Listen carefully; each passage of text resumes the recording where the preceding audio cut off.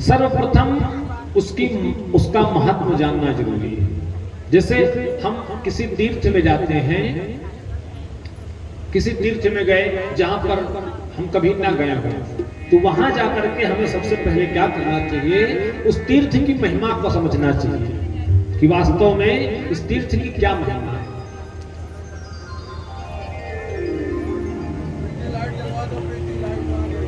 अयोध्या, वृंदावन, काशी, इन सब तीर्थों की एक अलग अलग महिमा है। इन सब तीर्थों का एक अलग अलग स्वरूप है।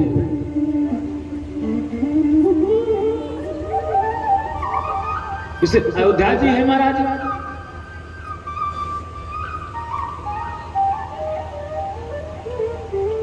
अयोध्या जी का एक नाम है अवध। अवध का मतलब होता है जहां किसी का वध ना हो, इसलिए वह अवध है। और अवध जैसी धराधाम पर भगवान श्री राम ने जन्म लिया, इसलिए उसकी महत्ता बढ़ गई। उसी प्रकार किसी भी हम पुराण को श्रवण करते हैं, किसी भी तीर्थ में जाकर के स्नान करते हैं, पूजन करते हैं, तो सबसे पहले वहां की उसकी महत्ता समझनी चाहिए, इसकी क्या महिमा है। तो भागवत जी में सबसे पहले भागवत की महत्व लिखा हुआ है। आइए हम लोग महत्व के पहले श्लोक का स्मरण करें। ओम सच्चिदानंद रूपाय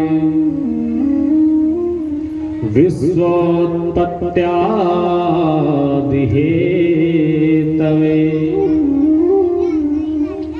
तापत्रय विनाशाय श्री कृष्णाय वयं नुमः। श्री कृष्णाय वयं नुमः। भगवान के स्वरूप का महत्व बता रहे हैं कि भगवान के नाम की महिमा क्या है। भगवान का नाम है सच्चिदानंद। सच्चिदानंद का मतलब सत्य, चित्त और आनंद।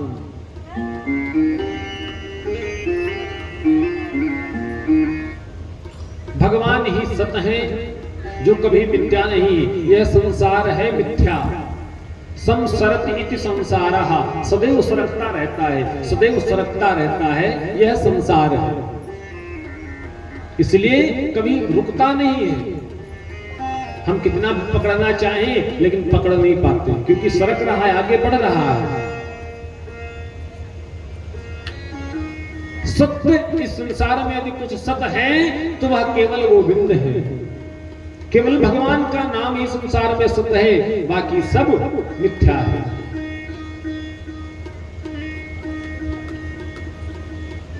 सत्य धन चित्त।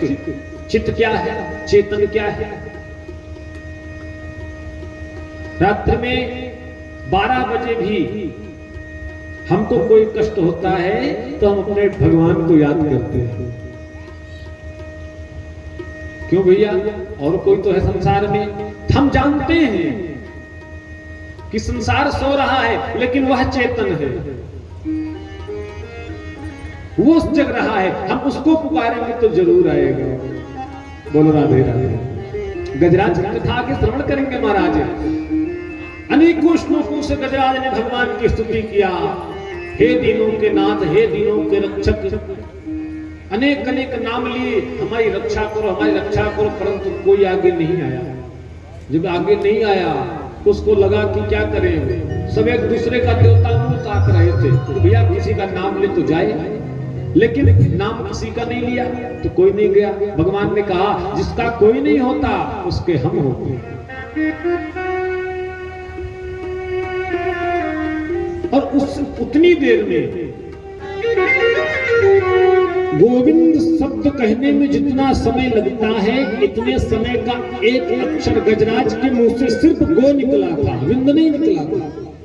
उतने में गोविंद सामने दिख पड़े। क्योंकि वही तो चित्त है, वही तो चेतन है, वही तो 24 घंटे महाराज जागृति रहते हैं। तो सत्य भी वही परमात्मा है जो झूठ नहीं हो सकते, चित्त भी वही परमात्मा है जो सर्वत्र किसी भी समय हम स्मरण करेंगे और किसी भी समय वो गोविंद हमारे सामने दिखेंगे। और आनंद, आनंद, आनंद कहां होता है? देखिए दो शब्द है, एक आनंद और एक मजा, लेकिन दोनों के भेद हैं। शब्द तो अर्थ तो एक ही है, लेकिन शब्दों का भेद है। मजा का उल्टा सजा हो सकता है, लेकिन आनंद का उल्टा नहीं होता कुछ। अगर होता हो तो बताइए। बोलो राधे राधे। आनंद का उल्टा कुछ नहीं होता, मजा का उल्टा सजा है, दिन का उल्टा रात है, रात का उल्टा दिन है, सुख का उल्टा दुख है, दुख का उल्टा सुख है। लेकिन आनंद, आनंद सिर्फ आनंद, हाथ जोड़ लेंगे आगे, परमानंद, ब्रह्मानंद, लेकिन आनंद है। तो वास्तव में अगर हमें आनंद आता है तो महाराज भगवान की सेवा में बाहर तो मजा मिलता है, और मजा के बाद सजा भी मिलती है, तो भोगना पड़ता है। लेकिन आनंद का उल्टा तो कुछ है ही नहीं। आनंद जो मिल गया जिसको, वो आगे बढ़ जाएगा। आनंद मिलेगा, फिर परमानंद मिलेगा, फिर ब्रह्मानंद मिलेगा। जैसे ब्रह्मानंद की प्राप्ति हुई महाराज, सो बैठे बैठे ही स्वर्ग में दिखाई देंगे। बोलो राधे राधे। ये आनंद की है अनुभूति। तो सत्य भी वही परमात्मा है संसार में, चित्त भी वही मेरे गोविंद है, और आनंद भी वही गोविंद है। ऐसे भगवान का नाम सच्चिदानंद रूपाय। तीनों रूपों में जो व्याप्त है, सत्य भी है, चित्त भी है और आनंद भी है। इसलिए सच्चिदानंद रूपाय विश्वोत्पत्त्यादि है तवे। और भगवान करते क्या है? विश्व के उत्पत्ति के हेतु है, उत्पत्त्यादि हेतवे। इस संसार की तीन गति होती है, जन्म, युवावस्था और मरण। और तीनों के एक एक प्रधान देवता हैं। जन्म देते हैं ब्रह्मा जी, पालन करते हैं नारायण, और संहार करते हैं शिव जी। लेकिन वास्तव में जब संसार में कुछ नहीं होता, ये शिव और ब्रह्मा तो नारायण के ही नाभि कमल से निकले हैं। नारायण से तो इनकी उत्पत्ति हुई है। काम बांटा गया, आप जाकर के सृष्टि की रचना करिए। आगे की कथा में आप श्रवण करेंगे सृष्टि का जब प्रारंभ होता है, किस प्रकार से नारायण से संसार में कुछ नहीं होता, सिर्फ नारायण होते हैं। उत्पत्ति, पालन और संहार के जो हेतु है, कारण है, इनको करने वाले हैं गोविंद। विश्वोत्पत्त्यादि हेतवे, विश्व उत्पत्ति के हेतु है, जो कारण है। तापत्रय विनाशाय, और तीन प्रकार के तापों का जो विनाश करते हैं। अच्छा, ताप क्या है तीन प्रकार के? दैहिक, दैविक, भौतिक तापा। दैहिक, दैविक, भौतिक तापा। दैहिक, दैविक, भौतिक तापा। दैहिक, दैविक, भौतिक तापा। राम राज्य का नहीं व्यापा। राम राज्य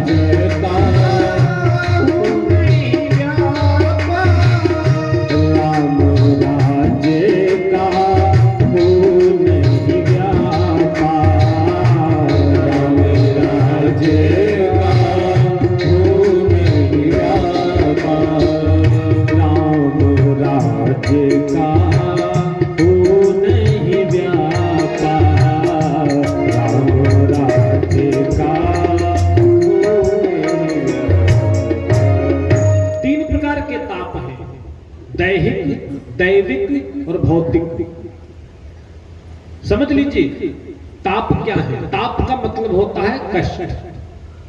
ताप का मतलब कष्ट होता है, तकलीफ होती है, दुख होता है। और 3 जगह से हमें संसार में विशेष दुख प्राप्त होता है। कहां से? पहला तो दैहिक, दैहिक ताप। दैहिक का मतलब देह, देह का मतलब शरीर, जो शारीरिक कष्ट हो। जैसे किसी को हाई डायबिटीज हो जाए, थायराइड हो जाए, या अन्य बहुत बीमारियां हैं महाराज, नाम नहीं लेना, क्या मतलब है। किसी को गंभीर बीमारी हो जाए जो अपने ही शरीर के कारण हुई हो। ये सारी बीमारियां हमारे ही कारण तो होती हैं। हम ज्यादा चीनी खाएंगे तो शुगर हो जाएगा। तो ये कष्ट हमें शरीर से ही, हमसे खुद से ही हमें प्राप्त होता है, इसलिए इसको कहते हैं दैहिक ताप।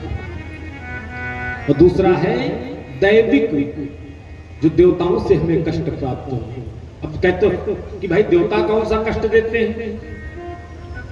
भैया खूब बढ़िया सूखी हुई फसल है,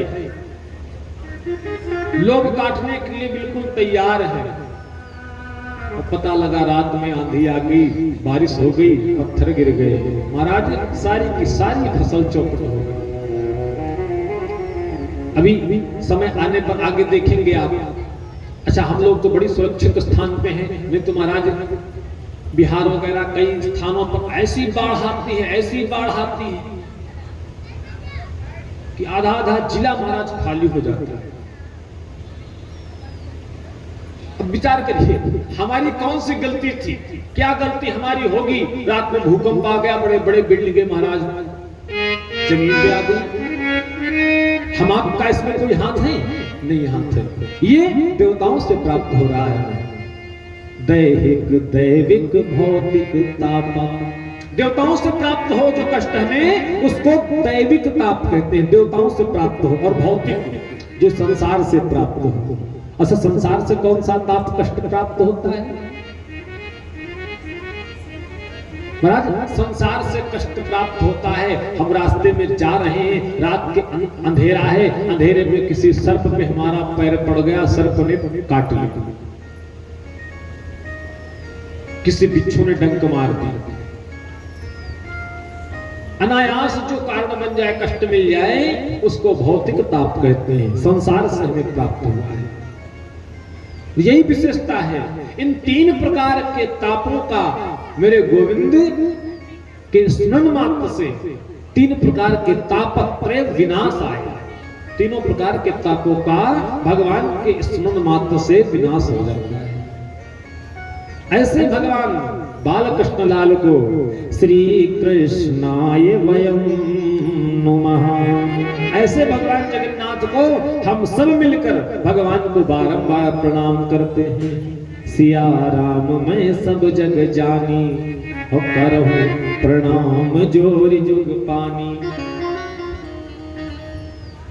ऐसे भगवान सच्चिदानंद श्री बालकृष्ण लाल को हम सब मिलकर प्रणाम करते हैं। आइए अपने मन को तीर्थवर, तीर्थों में श्रेष्ठ श्री नैमिषारण्य की पावन धरा पर ले चलिए। अच्छा, एक बात और विशेष, एक बात और विशेष, नैमिषारण्य तीर्थराज भी माना जाता है। कैसे? कोई भी कथा आप श्रवण करिए, सत्यनारायण भगवान की कथा से लेकर भागवत भगवान तक की कथा, समस्त कथाएं नैमिषारण्य में ही सुनाई गई। समस्त श्रोता और वक्ता नैमिषारण्य में ही कथा को श्रवण किया।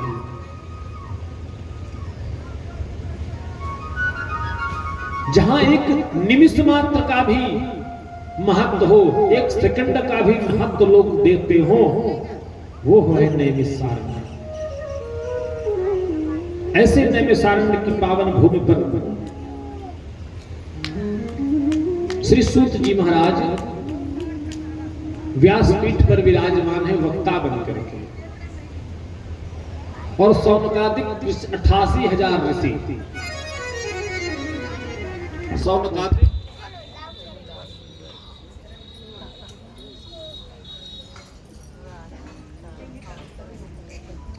ऋषि श्रोता बन करके सूत जी के सामने बैठे हैं और प्रार्थना कर रहे हैं श्री सूत जी महाराज से कि हे सूत जी महाराज, अज्ञान धांत विध्वंस कोटि सूर्य समप्रभा सूताख्या हि कथा सारम मम कर्ण रसायनम। सौनकादिक ऋषि कहते हैं महाराज, अज्ञान धांत विध्वंस कोटि सूर्य समप्रभा।